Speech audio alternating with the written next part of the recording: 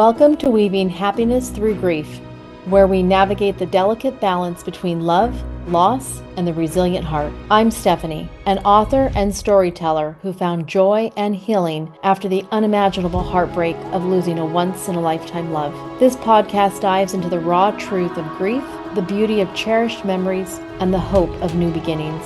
Through my journey, rediscovering happiness and opening my heart again, I've learned that grief and joy can coexist, and love can find us when we least expect it. Join me as we honor the past, embrace the present, and step boldly into the future with courage and vulnerability. Let's celebrate the resilience of the human spirit and the beauty of living fully, even after a loss. Today, I'm really excited to talk to you about something extremely special to my heart that just makes me want to glow inside.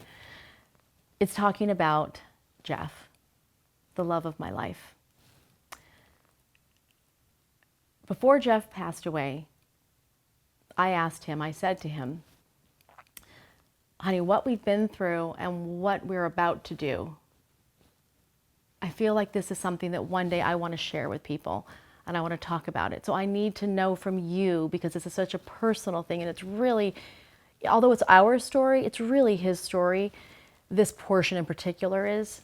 And it's so private that I needed his permission to be able to wholeheartedly feel like I could open up and talk about it without divulging something that he wasn't okay with.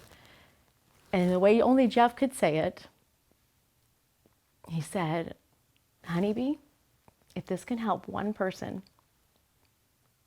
then you need to do this. Jeff and I always joked that on paper, we were complete opposites. He was from a small hamlet, a small town of 80 people.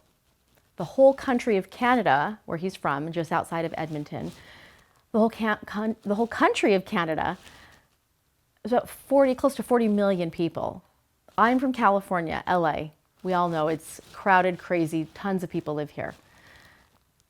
California has almost 40 million people, our one state. Jeff was Catholic Irish. I'm Jewish, Mexican, Scottish. Our upbringings, he lived on a farm, I lived near a big city. Our upbringings were very different, and yet they were also so similar in so many ways. And they were really about our values and who we were individually inside, not what our surroundings necessarily might dictate to others, what we might, who we might want to be with in life. So we always joke to say that paper could never speak for what our hearts knew.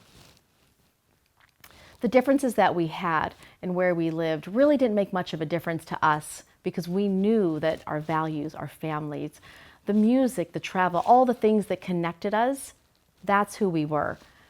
Jeff and I had this,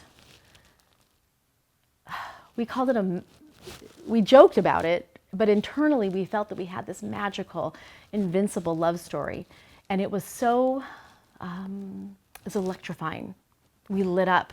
We lit up when we were around another. The first time we actually were together, he literally fed me. And I say this in all sincerity because it's ridiculous. Like, two adults don't feed one another. And the first time we actually sat with a meal together, he sat across the table from me and he just picked up whatever. And I was like looking at his meal, and he picked it up with a fork, and I naturally just ate. And it just, everything felt so comfortable and so natural and so authentic. And to other people, it was almost like we were performing, and we didn't see it. And later on, people would say things to us, but we never saw what other people saw. We just knew what we felt. And we were so connected. And our families, over time, became connected. Our children, our siblings. He was the youngest of 4, 3 girls and 1 boy named Jeff. We were also 3 girls in my family, 1 boy named Jeff. And he and I were both the babies. One of the things we didn't also know was that we were both huge sports fans. In fact, one of the first times we were ever together, he came to LA. It was one of his first few visits. He came to LA, and we went out to the desert, and we were at one of the pools there, one of the resorts. And we both love sports. And so he grabbed a football and he said, hey, throw me the pass. Not knowing that At the time, he didn't realize that I had played softball and tennis and a variety of sports, and I had a really good arm. In softball, I was a catcher, and I loved to throw people out at second base. It was one of my favorite things to do. So when he hands me the football at the pool, and I look at him, and I'm kind of point like a Babe Ruth, like go long kind of moment, and I just spiral run right at his chest. And he's, hooray, oh my God, that's my girl. Like, she just threw that pass to me. And it was so endearing because he was just cheered on all those little things. And I didn't really care how I threw the pass. I thought it was funny to throw it to him. But to him, that was, and these little moments, these little things, the music, the sports, the travel, the conversations, these little moments in life, that's what connected us.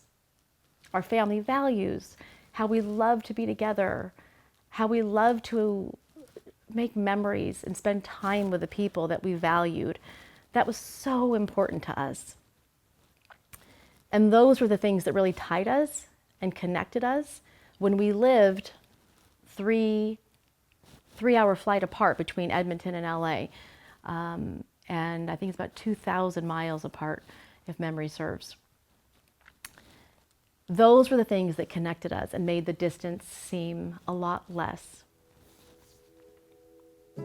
As we close this episode of Love, Loss, and Creating Life Second Chances, I want to thank you for joining me on this journey of remembrance, resilience, and rediscovery. Loss is a path that none of us choose, but together we can walk through it, honoring the love that was and of the life that still awaits us. If today's story touched a part of your own journey, know that you're not alone. Grief, though profound, doesn't close us off from joy. It teaches us how to hold space for both love and loss, and sometimes it opens our hearts to unexpected new beginnings. Join me next time as we continue to explore healing, acceptance, and the beautiful, bittersweet moments that remind us life can still be filled with happiness. And remember, while we honor the love that has shaped us, we open ourselves to the hope that the future holds. Please head over to the show notes to find out more of the ways I offer guidance on the topics I discuss in this podcast, or visit thestephanieduran.com. Until next time, take gentle steps forward, hold your memories close, and know that joy and love in all its forms continues on.